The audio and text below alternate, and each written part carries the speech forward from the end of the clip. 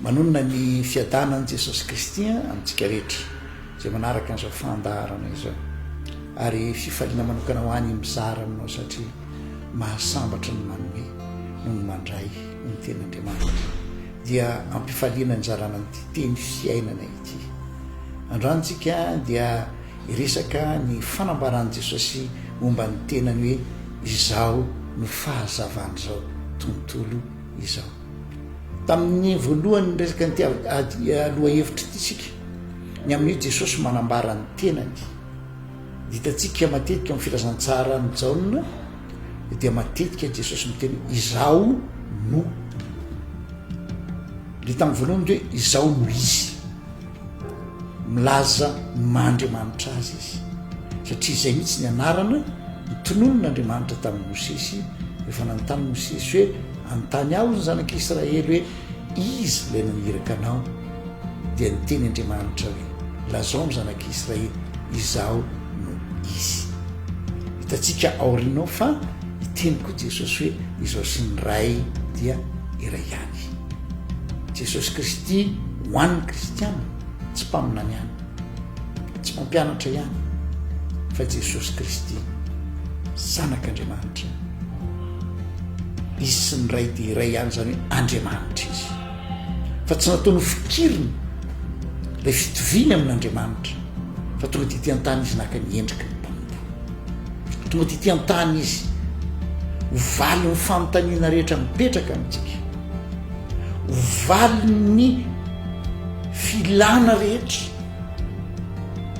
eo amin'ny fiainany zanak'olombelona, mila famonjena ny zanak'olombelona, tonga dity an-tany izy ho amin'izany, mila fanafana, mila fanavotana, tonga dity an-tany izy.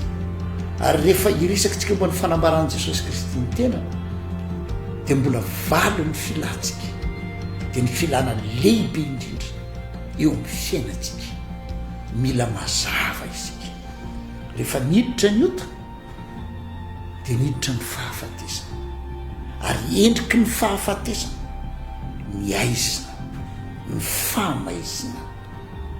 Io aiziny tsy hoe tsisy jiro ihany, fa io aiziny koa dia milaza tsy fahafantarana ny tena tokony izy. Io aiziny koa dia milaza tahotra, orooro, tebiteby, fanahina, endriky ny aizina daholo izany, tsy fahalalana. Zay mahatonga ny hoe matetika ny fahafatesana ditantsika avy hatrany dia mora amintsika mampitovy azy amin'ny aizina, fa satria ny fanenteko ny ten'Andriamanitra hoe ringana ny oloko noho tsy fisian'ny fahalalana. Jesosy niteny zao ny fahazavan'izao tontolo izao, tonga dity an-tany izy haneo amin'ny olona inona ny marina, haneo amin'ny olona hoe inona ny tena tokony atao, inona ny tena tokony ho fantatra, ary hitondra fiadanana, hitondra fahalalana tafatombona tsara araka ny tokony izy, anaisitra ny tahotra sy ny tebiteby, ny orooro. Zaho izy ny fahazavan'izao tontolo izao. Fantatsika koa fa ny aizina dia midika faharatsiana, amin'ny lafiny ara-panahy sy amin'ny lafiny ara-tsaina ihany koa.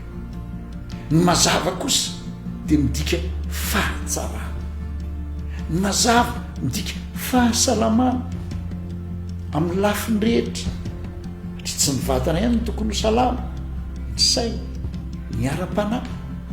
Zaho Jesosy no fahazavana, ary io fahazavana io dia nataony hitaratra n'izao tontolo izao. Ny olombelona afaka misy mitondra hazavana ihany, fahazavana voafetra taka nireny jiro amin'ny trano anankiray, dia izy tandrify azy zay tratrany heriny ihany no mahazo fahazavana kely. Fa ny Jesosy Kristy dia mihoatra lavitra no fahazavan'ny masoandro. Fantatsika fa ny masoandro rehefa miposaka dia mitondra hazavana, mitondra hafanana, mitondra famirapiratana, ary amin'ny lafiny rehetra mihitsy ny entiny Jesosy eo amintsika. Mbola tsarako foana lirery Jeso masoandronay itiako hatramin'ny mbola kely, fa ny masoandro tokoa rehefa miposaka mitondra fifaliana, mitondra hazavana, mitondra hafanana.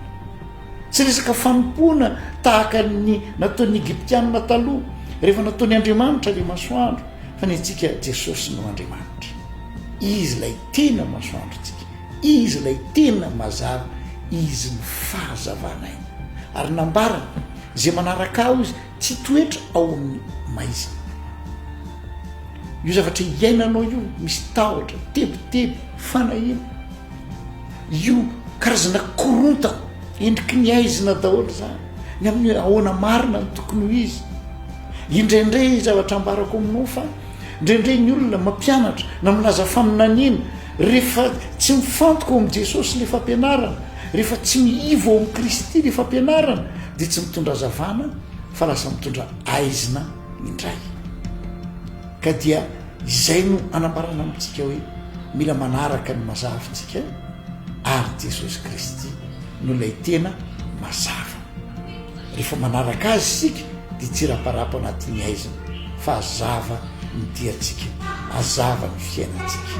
Dia raina ny tompo ary misaotranao naharitra ny aino ho aminao any ny fahazavana feno avy amin'ilay fahazavana lay tena mazava dia Jesosy Kristy misaotra tompoko.